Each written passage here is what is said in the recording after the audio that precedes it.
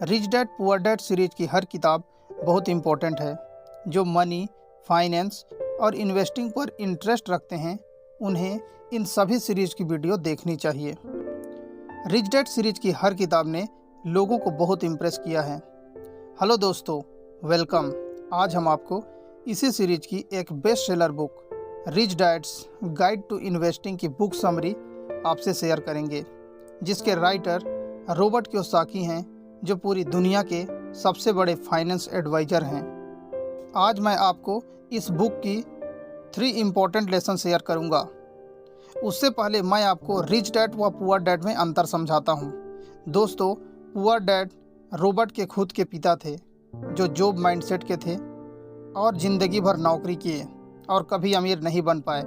But rich dad Robert के दोस्त mic के पिता थे, जो बिजनेस माइंडसेट के थे। वे बिजनेस करते थे और अपनी ज़िंदगी में वे अमीर बने। आइए वीडियो में आगे बढ़ते हैं। रॉबर्ट कियोसाकी जब 9 साल के थे, तब वे एक बार अपने रिच डैड के साथ घूम रहे थे।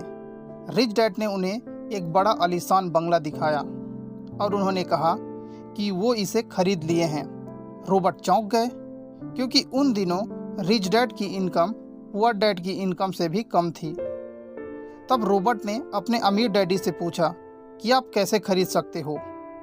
तब रिच डैड ने कहा कि मैं नहीं खरीद सकता, लेकिन मेरा बिजनेस खरीद सकता है। दोस्तों, यहाँ हम सबसे फर्स्ट लेसन को सीखते हैं। Increase your expense, decrease your income. खर्चे बढ़ाओ और अपना इनकम कम करो।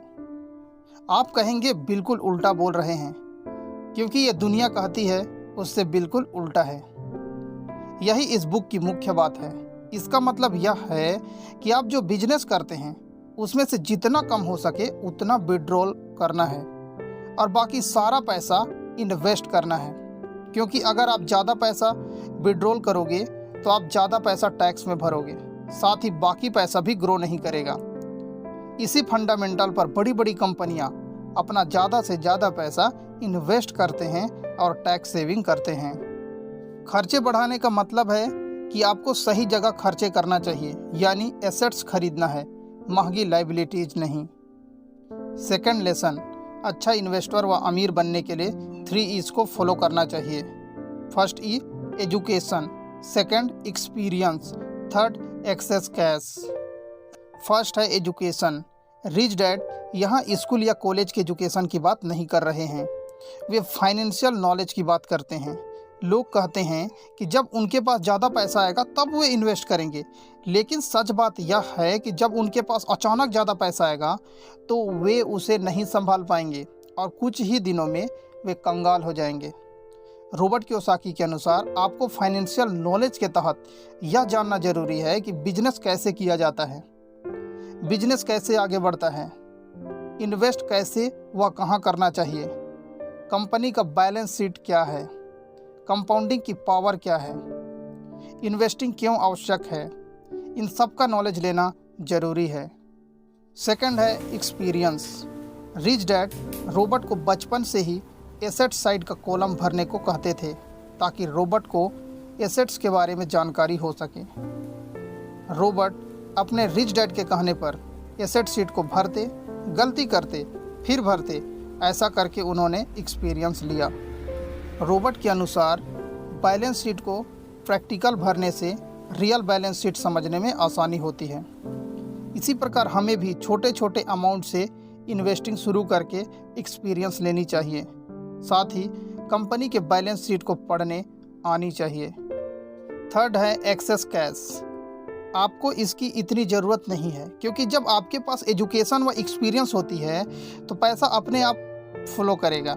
क्योंकि जब आपके पास पैसा आएगा तब आपको पता होगा कि इसे कहाँ इन्वेस्ट करना होगा, ताकि ज़्यादा से ज़्यादा पैसा ग्रो हो सके और आप फाइनेंशियल फ्रीडम पा सकें। जब लोग कॉलेज की पढ़ाई ख़त्म करते हैं तो वे बिजनेस अपॉर्चुनिटी की जगह जॉब ढूंढते हैं, फाइनेंशियल सिक्योरिटी की जगह जॉब सिक्योरिटी की जानकारी लेते हैं और फिर वहीं से प्रॉब्लम शुरू होती है, क्योंकि स्कूल व कॉलेज में फाइनेंशियल एजुकेशन नहीं सिखाई जाती। इसीलिए इस दुनिया की 90% वेल्थ सिर्फ 10% लोगों के पास है। Third lesson, investing is not risky. लोग इन्वेस्टिंग को रिस्की इसलिए मानते हैं क्योंकि उन्हें इन्वेस्टमेंट का नॉलेज ही नहीं होता।